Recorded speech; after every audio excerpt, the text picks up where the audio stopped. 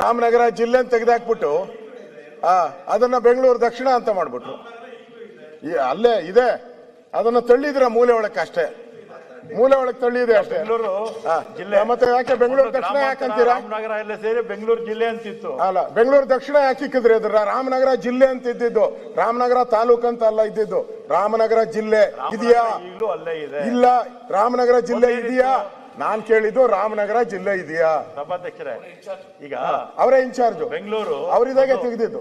ಬೆಂಗಳೂರು ನಗರ, ಇದು ರಾಮನಗರ, ಆಮೇಲೆ ಗ್ರಾಮಾಂತರ ಎಲ್ಲ ಸೇರಿ ಬೆಂಗಳೂರು ಜಿಲ್ಲೆ ಅಂತ ಇದ್ದಿದ್ದು. ರಾಮಕೃಷ್ಣ ಹೆಗ್ಡೆ ಅವರು ಅರ್ಬನ್ ಬೇರೆ ಮಾಡಿದ್ರು, ರೂರಲ್ ಬೇರೆ ಮಾಡಿದ್ರು. ಆಮೇಲೆ ಕುಮಾರಸ್ವಾಮಿ ಅವರಿದ್ದಾಗ ರಾಮನಗರ ಜಿಲ್ಲೆ ಆಯಿತು, ಗ್ರಾಮಾಂತರ ಆಯಿತು ಅಲ್ವಾ? ರಾಮನಗರ ಈಗಲೂ ಅಲ್ಲೇ ಇದೆ. ರಾಮನಗರ ಈಗೂ ಅಲ್ಲೇ ಇದೆ. ರಾಮಲಿಂಗಾರೆಡ್ಡಿ ಅವ್ರಿಗೆ ಯಾಕೋ ಮರು ಜಾಸ್ತಿ ಆದಂಗೆ ಕಾಣಿಸ್ತೈತೆ. ಮೊದ್ಲು ರಾಮಲಿಂಗಾರೆಡ್ಡಿ ಅಣ್ಣ ಹೆಸರಲ್ಲೇ ರಾಮ ಆಯ್ತಲ್ಲ, ಅದನ್ನ ಹೇಳ್ತಾನೆ. ಏನೋ ಅವ್ರ ಅಪ್ಪ ಇಟ್ಬಿಟ್ಟು ಅವನೇ ಪುಣ್ಯಾತ್ಮ. ಇವರಾದ್ರೆ ಇಟ್ಕೊಂತ ಇರಲ್ಲ, 100% ಇಟ್ಕೊಂತ ಇರಲ್ಲ. ಇವರಾದ್ರೆ ಗ್ಯಾರಂಟಿ ಇಟ್ಕೊಂತ ಇರಲ್ಲ. ನಾನು ರಾಮಲಿಂಗಾರೆಡ್ಡಿಗೆ ಕೇಳ್ತೀನಿ, ಫಸ್ಟ್ ಅನೌನ್ಸ್ ಆದಾಗ ಇವ್ರನ್ನ ಜಿಲ್ಲಾ ಇನ್ಚಾರ್ಜ್ ಮಾಡಿದ್ರು, ಇವ್ರನ್ನ ಜಿಲ್ಲೆಗೆ ಇನ್ಚಾರ್ಜ್ ಮಾಡಿದ್ರು. ಆ ಕಾಪಿ ಐತೆ, ನಾನು ಓದ್ತೀನಿ. ಏನಂತ ಹೇಳಿದ್ರೆ, ರಾಮಲಿಂಗಾರೆಡ್ಡಿ ಅವರು ರಾಮನಗರ ಜಿಲ್ಲೆಯ ಉಸ್ತುವಾರಿ ಸಚಿವರು. ಈಗ ಯಾವ ಜಿಲ್ಲೆಯ ಉಸ್ತುವಾರಿ ಸಚಿವರು ಹೇಳಿ? ಈಗ ಯಾವ ಜಿಲ್ಲೆಯ ಉಸ್ತುವಾರಿ ಸಚಿವರು? ರಾಮನಗರ ತಾಲೂಕಿನ ಉಸ್ತುವಾರಿ ಸಚಿವರ ಹೇಳಿ? ಅದನ್ನ ಒಪ್ಕೊಂಬಿಡಿ. ನಾನು ತಾಲೂಕಿಗೆ ಹಾಕ್ಬಿಟ್ಟವ್ರೆ ಅಂತ. ಅದ್ರ ಎಲ್ಲೂ ಹೋಗಿಲ್ಲ, ಮೂಲೆಗುಂಬು ಮಾಡಿದ್ದೀರ ಅಷ್ಟೇ. ಅಂದ್ರೆ ಇವ್ರಿಗೆ ಯಾಕೋ ರಾಮನ ಬಗ್ಗೆ ಆ ಕಂಡ್ರನೇ ಆಗಲ್ಲ ಅಂತ ಅನಿಸ್ತಾ ಐತೆ ನನ್ಗೆಲ್ಲ. ಇಲ್ಲಿ ಮಹಾತ್ಮ ಗಾಂಧೀಜಿಯವರು ಅಷ್ಟೇ, ಅವರ ಜೀವನ ಪೂರ್ತಿ ರಘುಪತಿ, ಎಲ್ಲೇ ಹೋದ್ರೂ ಯಾವುದೇ ಕಾರ್ಯಕ್ರಮ ಮಾಡಿದ್ರು ರಘುಪತಿ ರಾಘವ ರಾಜಾರಾಮ್, ಪತಿ ತಪಾವನ ಸೀತಾರಾಮ್, ಈಶ್ವರ ಅಲ್ಲ ತೇರೆ ನಾಮ್, ಅದು ಪರ್ಮನೆಂಟ್ ಆಗಿ ಹೇಳ್ತಾ ಇದ್ರು. ಈಗ ಆ ರಾಮನ ಹೆಸರನ್ನೇ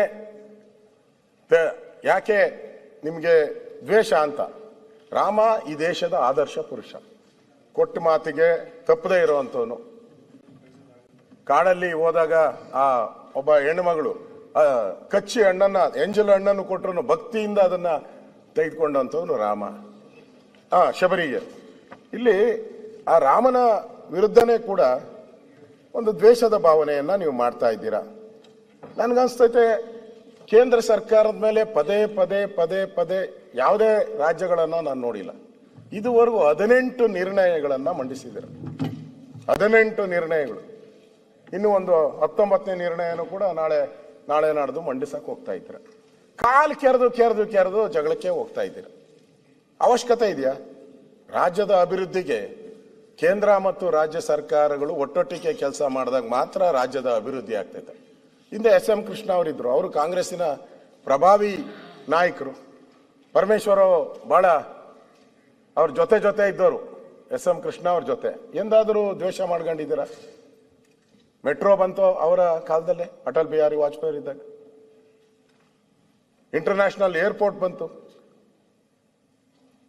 ಸೌಹಾರ್ದತೆಯಿಂದ ನಡ್ಕೊಂಡಾಗ ಬೆನಿಫಿಟ್ ಜಾಸ್ತಿ.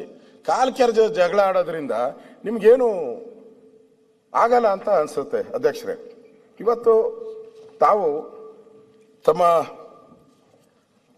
ರಾಜ್ಯಪಾಲರ ಭಾಷಣದಲ್ಲಿ 46ನೇ ಪುಟ 122ನೇ ಪ್ಯಾರದಲ್ಲಿ ತಾವು ಸಂವಿಧಾನ ಬಗ್ಗೆ ಹೇಳಿದ್ದೀರ. ನೀವು ಸಂವಿಧಾನದ ಆಶಯಗಳ ಬಗ್ಗೆ ಮಾತಾಡಿದ್ದೀರ. ಇಲ್ಲಿ ಅಂಬೇಡ್ಕರ್ ಅವರ ನೇತೃತ್ವದಲ್ಲಿ ರಚಿಸಿದ ಸಂವಿಧಾನದ ಆಶಯಗಳಿಗೆ ಅನುಗುಣವಾಗಿ ನಾವು ಕೆಲಸ ಮಾಡ್ತೀರಿ ಅಂತ ಹೇಳಿದ್ದೀರ ನೀವು. ಅಧ್ಯಕ್ಷರೇ, ನೀವು ಈ ಸಂವಿಧಾನದ ಅಡಿಯಲ್ಲಿ ನಡೆಯೋದಾಗಿದ್ದರೆ, ಅವ್ರು ಯಾರೋ ಅನಂತಕುಮಾರ್ ಹೆಗ್ಡೆ ಒಬ್ರು ಒಂದು ಏನೋ ಸಂವಿಧಾನವನ್ನ ಏನೋ ಬದಲಾವಣೆ ಮಾಡ್ತೀನಿ ಅಂತ ಅವ್ರು ಆ ಅರ್ಥದಲ್ಲಿ ಹೇಳಲೇ ಇಲ್ಲ. ಆದರೆ ನೀವು ಅದನ್ನೇ ದೊಡ್ಡ ಪ್ರಚಾರ ಮಾಡಿಬಿಟ್ರಿ. ಇವತ್ತು ನೀವು ಸಂವಿಧಾನದ ಬಗ್ಗೆ ಮಾತಾಡ್ತೀರಲ್ಲ, ನೀವು ಸಂವಿಧಾನನ ಎಷ್ಟು ಬಾರಿ ತಿದ್ದುಪಡಿ ಮಾಡಿದ್ದೀರಾ? ನೀವು ದೇಶದಲ್ಲಿ ಆಡಳಿತ ಮಾಡಿದಂಥವ್ರು ಜವಾಹರ್ಲಾಲ್ ನೆಹರು ಅವರು 17 ಬಾರಿ ಸಂವಿಧಾನವನ್ನ ತಿದ್ದುಪಡಿ ಮಾಡಿದ್ದಾರೆ. ಇಂದಿರಾ ಗಾಂಧಿಯವರು 29 ಬಾರಿ ಸಂವಿಧಾನವನ್ನು ತಿದ್ದುಪಡಿ ಮಾಡಿದ್ದಾರೆ. ರಾಜೀವ್ ಗಾಂಧಿಯವರು 10 ಬಾರಿ ಮಾಡಿದ್ದಾರೆ. ಒಟ್ಟಾರೆ ಕಾಂಗ್ರೆಸ್ ಅವರು ಎಷ್ಟು ಮಾಡಿದ್ದಾರೆ ಅಂತ ಹೇಳಿದ್ರೆ 72 ಬಾರಿ ಈ ಸಂವಿಧಾನವನ್ನ ತಿದ್ದುಪಡಿ ಮಾಡಿದ್ದಾರೆ. 72 ಬಾರಿ. ಬರ್ತೀನಿ ಅಲ್ಲಿಗೆ. ನೀವು ಕೇಳ್ತೀರಾ ಪರಮೇಶ್ವರ್ ಅವರೇ, ಅಲ್ಲಿಗೂ ಬರ್ತೀನಿ ನಾನು. ಆಮೇಲೆ ಅವರು ಕೇಳಿದ್ರು, ಅಟಲ್ ಬಿಹಾರಿ ವಾಜಪೇಯಿ ಅವರು 14 ಬಾರಿ ಮಾಡಿದ್ದಾರೆ.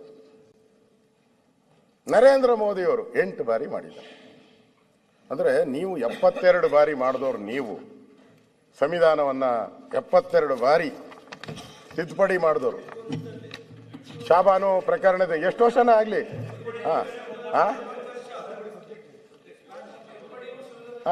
ಯಾವ್ದಾವುದು ನೀವು ತಿದ್ದುಪಡಿನೇ ಬೇರೆ, ಬದಲಾವಣೆ. ಶಾಬಾನು ಪ್ರಕರಣ ಸಂವಿಧಾನನೇ ಕೋರ್ಟ್, ಸುಪ್ರೀಂ ಕೋರ್ಟ್ ಆದೇಶ ಮಾಡ್ತು. ಸುಪ್ರೀಂ ಕೋರ್ಟ್ ಆದೇಶ ಮಾಡ್ತು ಶಾಬಾನು ಪ್ರಕರಣದಲ್ಲಿ. ಮೂಲೆ ಗುಂಪು ಕಟ್ಬಿಟ್ರಿ. ಅಂದ್ರೆ ನೀವು ಯಾವ್ಯಾವ ಬದಲಾವಣೆಯನ್ನ ನೀವು ಮಾಡಿದ್ದೀರಾ, ನೀವು 72 ಬಾರಿ ಬದಲಾವಣೆ ಮಾಡಿಬಿಟ್ಟು ನರೇಂದ್ರ ಮೋದಿ ಅವರು 8 ಬಾರಿ ಅದನ್ನು ಮೀಸಲಾತಿಯನ್ನ ಮುಂದುವರಿಸುವಂತ ಒಂದು ವಿಧೇಯಕ ಇರ್ಬೋದು, ತಲಾಕ್ ವಿಧೇಯಕ, 370 ಆರ್ಟಿಕಲ್, ಕಾಶ್ಮೀರ ನಮ್ಮದು ಅಂತ ಹೇಳುವಂತ ಆರ್ಟಿಕಲ್, ಇದನ್ನ ನರೇಂದ್ರ ಮೋದಿ ಅವರು ಮಾಡಿದ್ರು. ನೀವು 72 ಬಾರಿ ಸಂವಿಧಾನವನ್ನ ತಿದ್ದುಪಡಿ ಮಾಡಿಬಿಟ್ಟು ಈಗ ತಾವು ಹೇಳ್ತಾ ಇದ್ದೀರಾ ಸಂವಿಧಾನದ ಪರವಾಗಿದ್ದೀರಿ ಅಂತ.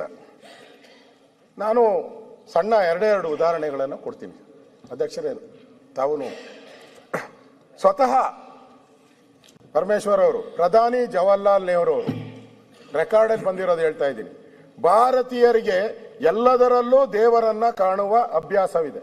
ಜವಾಹರ್ಲಾಲ್ ನೆಹರು, ಭಾರತೀಯರಿಗೆ ಎಲ್ಲದರಲ್ಲೂ ದೇವರನ್ನು ಕಾಣುವ ಅಭ್ಯಾಸವಿದೆ.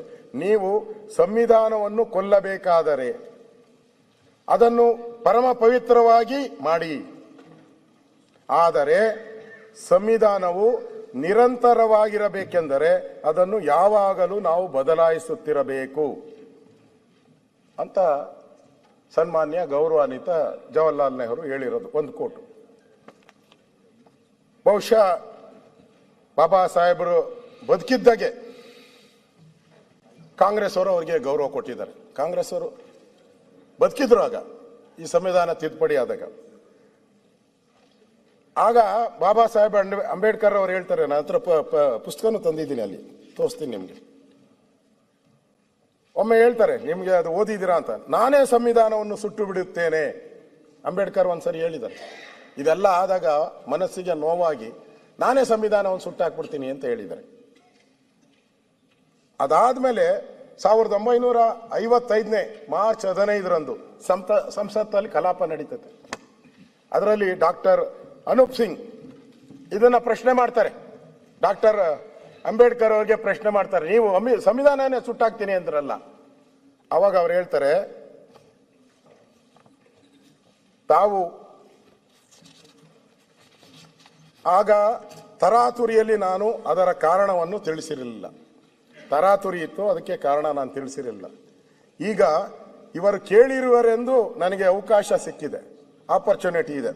ನಾವು ದೇವಸ್ಥಾನಗಳನ್ನು, ಅವ್ರು ಹೇಳಿರೋದು ಅಂಬೇಡ್ಕರ್, ನಾವು ದೇವಸ್ಥಾನಗಳನ್ನು ದೇವರು ಬರಲಿ ನೆಲೆಸಲಿ ಎಂದು ಕಟ್ಟಿದ್ದೇವೆ.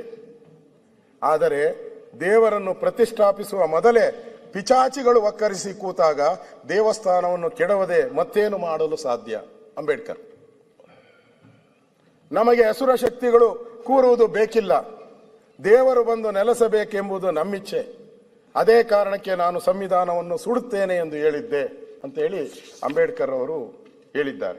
ನಮ್ಮ ವಿಜಯವಾಹಿನಿ ನ್ಯೂಸ್ ಚಾನೆಲ್ನಲ್ಲಿ ಪ್ರಮೋಷನ್, ಜಾಹೀರಾತು, ಅಡ್ವರ್ಟೈಸ್ಮೆಂಟ್ ನೀಡಲು ಸಂಪರ್ಕಿಸಿ 9535808456.